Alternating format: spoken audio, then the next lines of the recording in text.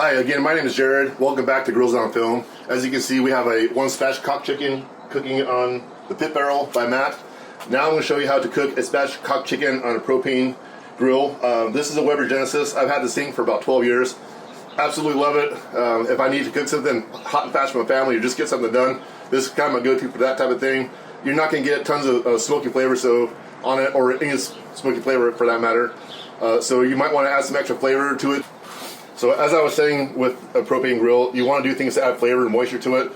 In this instance, since it was marinating, the chicken was marinating in citrus, I'm going to add a layer of oranges and lemon to underneath the chicken, just to add some moisture and flavor to the chicken. It'll make it taste great. Like that.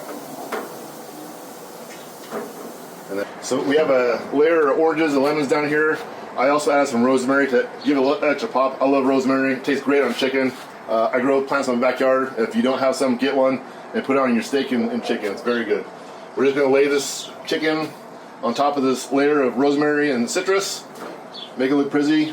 Close the lid and wait for it to get to 160.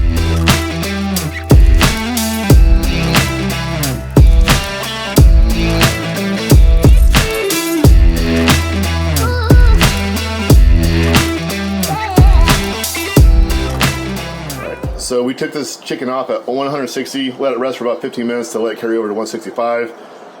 So now we're going to cut into it and see how we did on this chicken cooked on the Weber Genesis.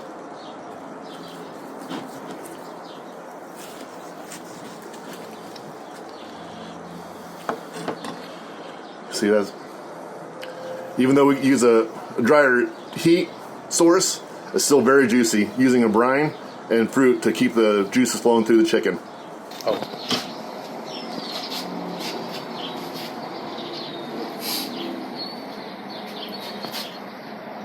guys, welcome back.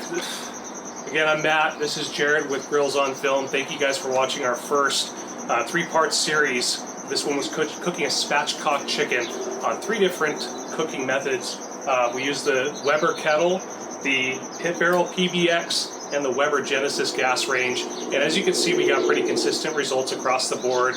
Really delicious, moist, tender chicken, all cooked to about 160, maybe a couple degrees north of that, rested up to about 165. So follow us, like and subscribe, keep tracking us, and we'll keep sending you some really good footage of us cooking tasty food. And if you guys are new to the grilling game or trying to figure everything out, really just focus on your flavor profile first, and then you can worry about the temperature and the tenderness of everything else. That will come with practice. But focus on, you can't take away your flavor, but you could work on the technique of how you're cooking it and the tenderness and the temperature of it. Thank you guys for watching, and again, subscribe and enjoy.